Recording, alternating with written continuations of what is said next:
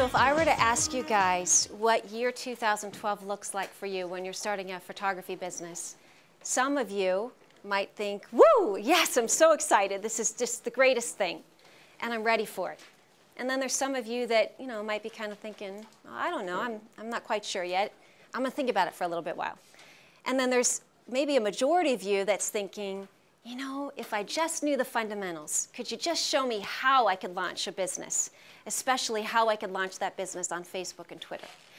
And let's assume that since we're all in this room and we're all doing photography and we're all doing art, that we're here to learn and we just want to know the fundamentals, so that whether it's graphic art or it's photography or it's the visual arts or it's the film, there's going to be plenty of opportunities for us to use Facebook and Twitter and launch a great business.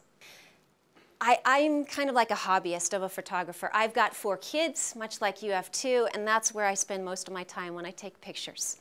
But I do know one thing, even though I don't know all the skills that you guys know, I know passion. And I know that one of the best compliments that a photographer can ever get is one of these oh my God moments. And an oh my God moment means, oh, you've caught my attention. My means that there's something inside of me that's just kind of riveting, and I'm connected to what you've just done. And God means that you've inspired me. And when you create something like that, you move a person. And there's someone here that I wanted to introduce you to. His name is Louis Schwartzberg. And Louis Schwartzberg actually has been inspiring me for the last 10 years. He is a cinematographer, has been for the better part of 30 years. And he's award-winning in Hollywood. He's been on many motion pictures. But let me give you 2 minutes of him, and maybe he'll give you an oh my God moment.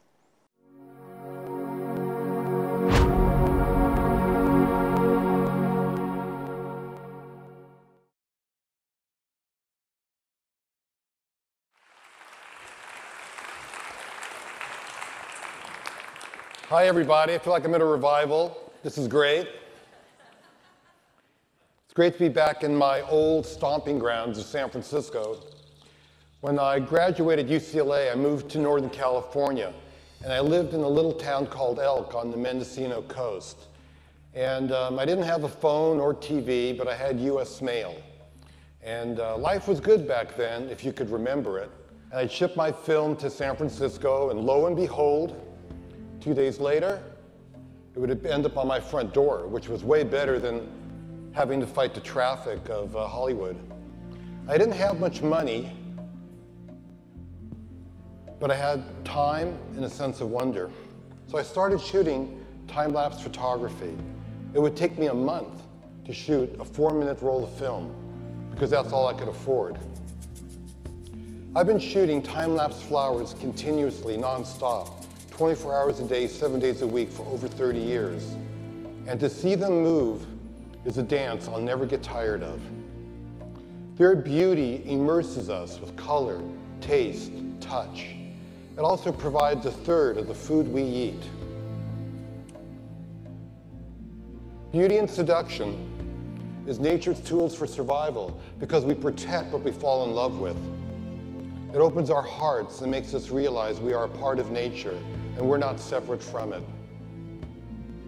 When we see ourselves in nature, it also connects us to every one of us because it's clear that it's all connected in one. And that's what he does with his flowers.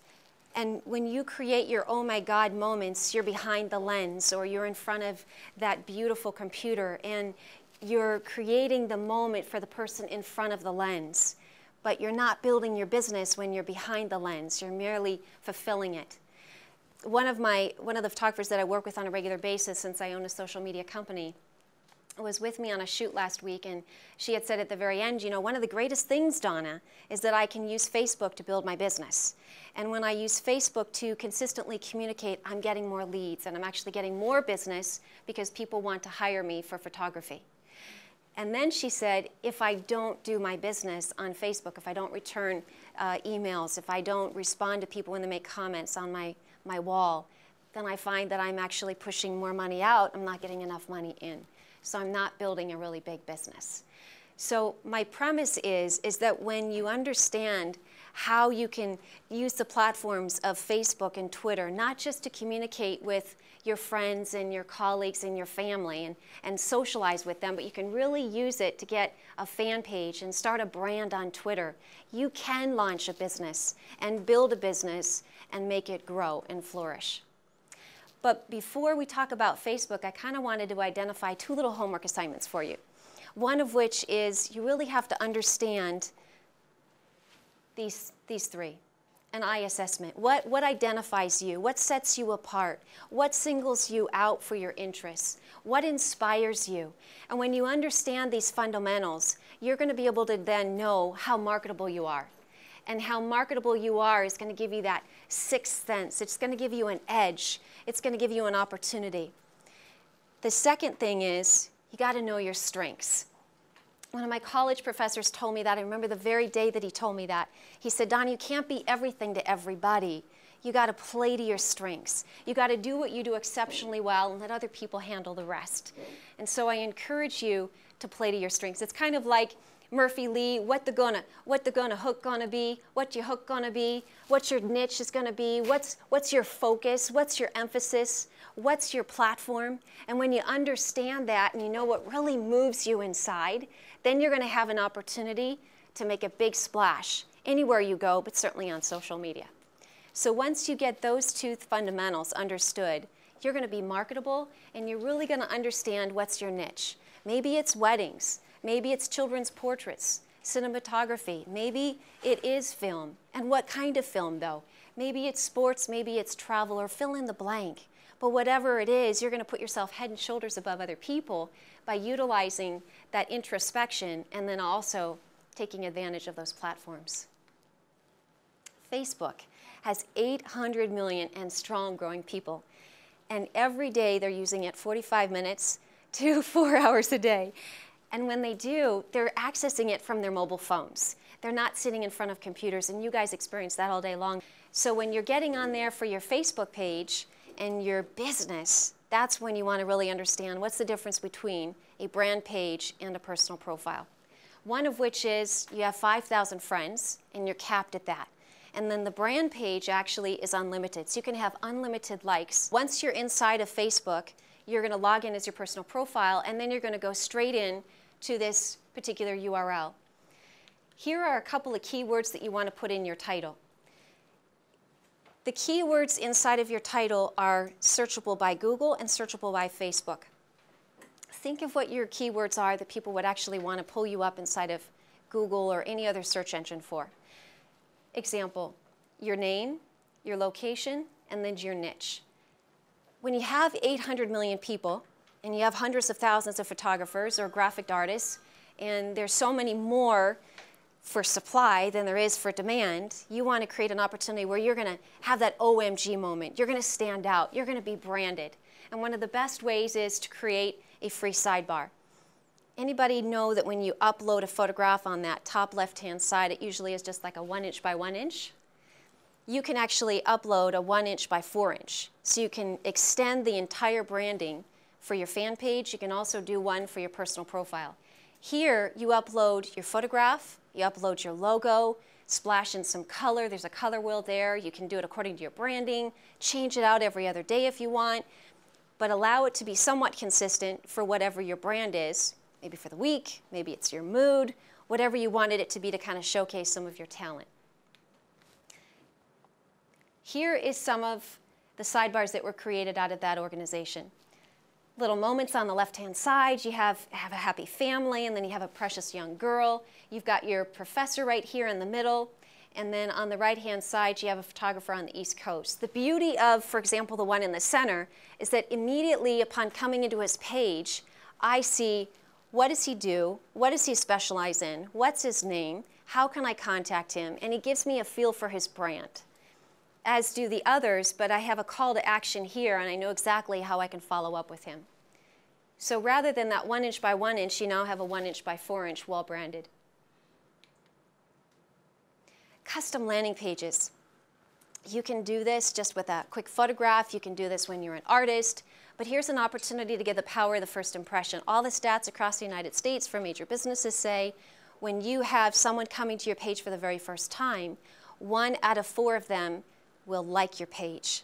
upon first entry. So that's a 25% conversion in them liking your page, which means that now they're in your news feed. Now they've got an opportunity to continually be reminded of your giftings, your talents, your promotions, the opportunity to see a wedding shoot, a graduation shoot, young kids, maybe it's a holiday shoot with the family. Here are some examples. Here is a like page by a gentleman out of Jackson, Wyoming, and he tells me a couple of things when I see this for the first impression. I'm kind of captivated because it's funny. It gives me a little bit of a giggle with the lemons. I see the culture and the spirit of this photographer. But then I also know, because I'm a savvy person on Facebook, that if I like this page, I'm going to be entitled to getting his free road trip photographic albums. I'm going to get a sales opportunities. I'm going to get a coupon for 15% off. Here is David's. He has his custom branded sidebar on the left, and then he's got his right side landing page. Here you've got an opportunity to know exactly what he does and how he does it, and exceptionally well. There's a video behind this photograph here, so you can see him in action. I've got a chance to then further look at his blog. Probably he's got a lot of really fun things popping on that blog. And here I've got all these great photographs with mimic to me as a consumer that if he could do it for them, and they could look that good, then maybe I could have that same culture, that same feeling done for me. And by the way, that landing page operates just like a website, but it's on Facebook. Then you got to figure out, well, what am I going to say? One of the most important things when obviously you're starting a business is you got to be consistent. You can't just have 9 to 5 hours whenever you feel like it, and then 2 to 4 when you're just having a bad day. You got to put your shingle up and you got to be consistent. And what I find time and time again is consistency is really what brings customers back. It's an opportunity for them to realize, wow, if that's the free stuff that he or she is giving me, then by golly, I could upgrade. I can only imagine what they're going to give me if I pay. So consistency builds trust, and by being consistent, we're talking about maybe 3 to 5 times a week posting. Here, consistency is David. He always, every week, once a week, gives you a blog. And it's always identifying the top strategies behind how to be successful for lighting, how to be successful for timing of the day, how to be successful in having a rainstorm. He was doing this video of this precious young girl, and they thought it was going to be a really good day, but it turned out that everything was overcast and it was hailing. So how do you operate under the most unideal set of circumstances? And he always identifies that in his blog. So if they like what they see, then this is what's going to happen. One of the photographers, I know this happened last night on her wall. One of her fans, hey Karen, I love your photos. Have you ever done a wedding before? And if so, how much do you charge? I'm getting married next Labor Day weekend. Hi Lauren, thank you. And yes, I have. And yes, I do. Would you please give me your email address and I'll send you some info. Thanks. Pretty powerful. So just by being consistent, she took a fan and upgraded the opportunity to do their wedding. Getting found online. If you take that same Elan photography example from Karen Sheffy, because she had such a good success on her wall last night, I thought, let me just do a Google search for her company and see what comes up on the top page. Obviously, first thing is her website. Second thing is the Facebook, and that's what you want. But then what happens on the third and fourth is kind of magical, because it's 2 other fan pages recognizing her company and her, and identifying her as, ooh, she's good, or you got to use her, or I had a good experience. So this third and fourth entry is the validation of that third-party endorsement. That's the testimony. So if I were looking at this for a photographer, I'd see on Chris Vanaska's wall that awesome photographer is what he just endorsed her as. Thanks so much, Elan Photography from Lizzie Jones Boutique. So I know she does good business. I know she probably follows through. And if they're happy, then probably I'd be happy. Contests are fun. We all love excitement. We all love to win something. We all love the opportunity to get something for nothing. Here is kind of a case in point. Out of your industry, but totally capable of doing if you apply it to some creativity. This client actually is like a PetSmart, but on the upper side of New York. And they have this loofah dog, and they say, everywhere you go, I want you to take the loofah dog, whether it's your kids or it's just a husband and wife, I want you to go to the Eiffel Tower, I want you to go to Spain, I want you to go to London, wherever you are on vacation, I want you to take a picture of that loofah dog. And when you do, I want you to upload it on our wall, because then I'm going to give you the chance to enter into a contest. And then that contest is worth $1,000. So if you're following them, the $1,000 for goods and opportunities for that gift basket is pretty strong. So people get engaged more with your community if there's something exciting and something promotional that allows them to get engaged and own your brand. Twitter. The one story I had about Twitter was, on Twitter it's very, as you probably know, it's light, it's pithy, and I see you raising your brows and you're thinking, oh my goodness, it's not even worth my time. But at the same time, there's a lot of reasons why you want to get on Twitter. It's an opportunity for you to show yourself. So you might respect a brand, but you're going to fight in the streets for a person when it comes to Twitter, because you're going to see a person behind the brand, and you're going to be real, and you're going to be genuine, you're going to be spur of the moment. A couple of ways to create a powerful first impression is obviously your handle. And that is kind of like your URL. Here, you have something very simple with your professor, David Lloyd photo. That's his handle, and that's how you find him. Sometimes people use a photo specialty or a region, and they might say Texas stock photos or wildlife pics. So you immediately know and identify based upon their name exactly what they're going to offer you. But it's a little bit harder. If David were Texas stock photos, you couldn't search for David and find Texas stock photos. So it's a little bit of a disadvantage if you're branding your name. Another first impression is you want to create your bio and your photograph. And as you guys know, some of you, you only have 140 characters per tweet, and you only have 140 characters per your bio. So in your bio, you got to tell me, that's about 15 words. You got to tell me, what do you do? Put some keywords in there, put your industry in there, motivate me to want to contact you. And here, he does a pretty good job. He puts his website, he puts professional photographer, he puts web strategist, capturing the world's beauty one photo at a time. That's his hobby, that's his passion. Photographer of landscapes, nature, and anything beautiful. So here I've got an opportunity to know exactly the city he lives in. I can connect with him and further the conversation. And his photo over there is one of his photos that he had taken. However, what we mostly recommend is that you go on with your mugshot, because people are going to fall in love with you. They're going to want to follow you. Not so much your brand, but the person behind the brand when it comes to Twitter. What the heck to say? Because there's only about a third of you, and there was a couple of people who chagrined. 140 characters is not a lot when you think of what to say, and it's kind of trite, and it's kind of pithy. But if you only use Twitter for one thing, this will actually really set you strong when it comes to your business. If you know that on 140 characters, you could tell me exactly what you do, how you benefit me, I can remember that. And then I can repeat it to you. And then I can repeat it to Yvette. And then I can repeat it to Natalie. And by the time I've remembered and repeated it, I've possibly brought you 3 more customers.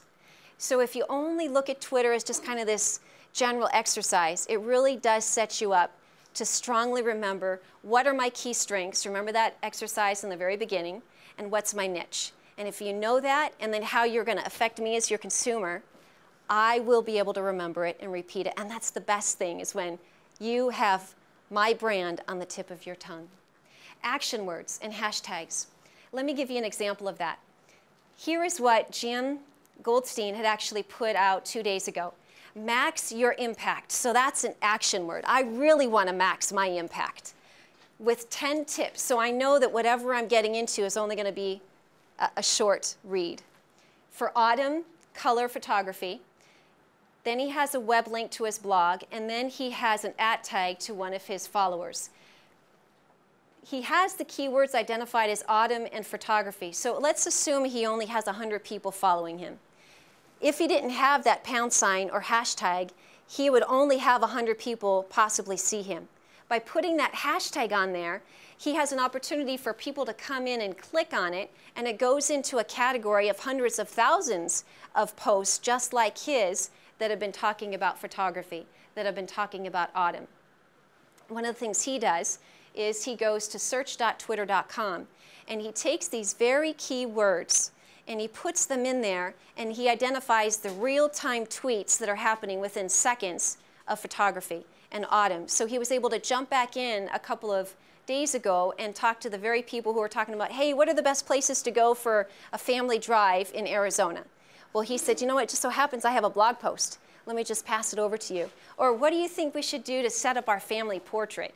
And it's fall, and we just love to get our Christmas cards out before November, before Thanksgiving. And he said, you know what, I wrote a blog post about that. Let me just give you the inside scoop real quick.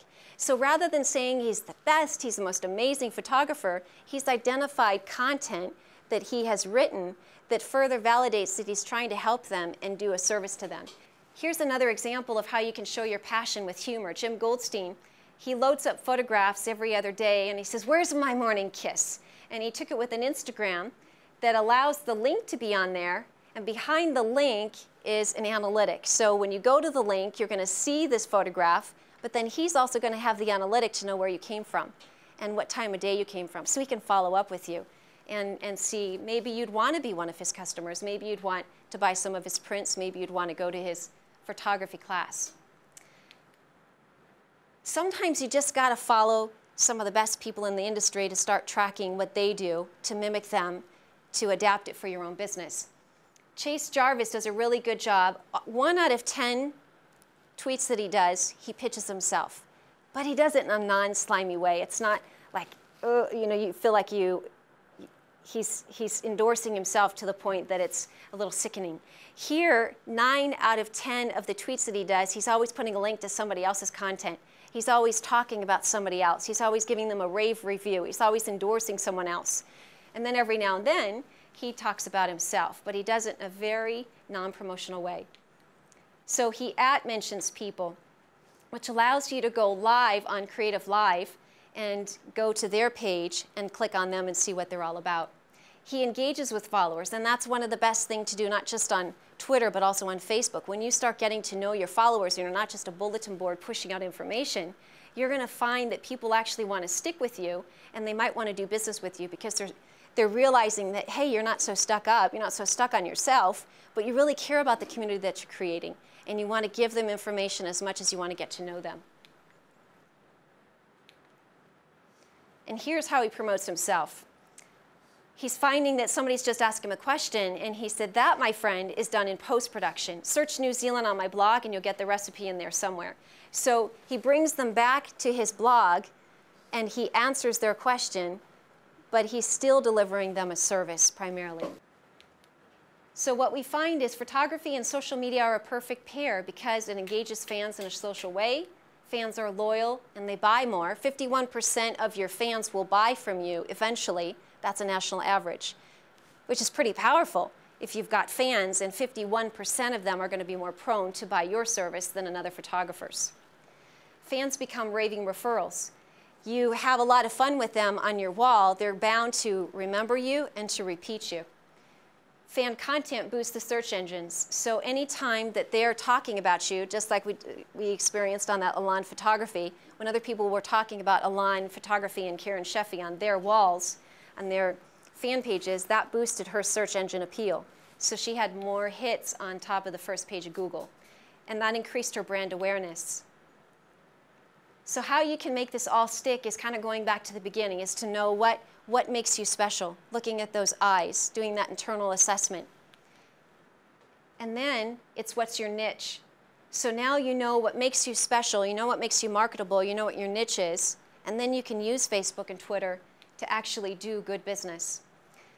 Google.com/alerts is a great place for you to pop in your own name, your competitor, your industry, and here you're going to have an email come to you once a day from Google that's going to identify the top blogs, the top sites, the top videos, all that we're talking about those keywords. So that way you never miss a post about someone talking about you. If you're tracking someone that's either a mentor or a competitor, you're going to know what's going on. You're going to see how the industry is changing based upon the keywords that you put in there. This is another free site. It's called socialmention.com, and here you're going to identify your Twitter, your Facebook, your LinkedIn, any other social sites that you have, and automatically it's going to give you a score. So it'll identify how many times has she been talked about on the web. And here you'll have an opportunity to say, ooh, that's a little bit low. Or, wow, that's really cool. I am up pretty high. I got a good social status going on. But it helps you monitor your content. And if you want to tweak it or further engage your community, here you have an opportunity to isolate some analytics. Create a daily system. I'll hand out the 25 Facebook posts that I thought would be the best for you guys to identify the first couple of weeks of content for your Facebook page, and then you can adapt that for your Twitter. But by having a daily system and being consistent, you're going to find that you're actually going to have an OMG, an oh my God moment, not just behind the lens, but you're going to create that in front of the lens, and people are then going to have an opportunity to hire you. And you're never going to be at a spot where you're going to think, you know what, I got so much money going out, and I don't have enough money coming in. Here is a young boy. My name is Carlos Dillon. I know exactly what I'm doing. I'm going to school today, and I'm going to get an A. And sure enough, he did. So the moral of that story is that when you know what you're doing, because you've assessed yourself, your strengths, you've played to your strengths, you know what your goals and objectives are, what your niche is, then you're going to execute that, and you're going to actually pull back a lot of leads. He went to school, and he did. He came home with an A. So if you do the same steps and you let it be simple and you're consistent, you're going to find that you're going to have a lot of OMG moments, and you're going to have a lot more business utilizing Facebook and Twitter. Thank you.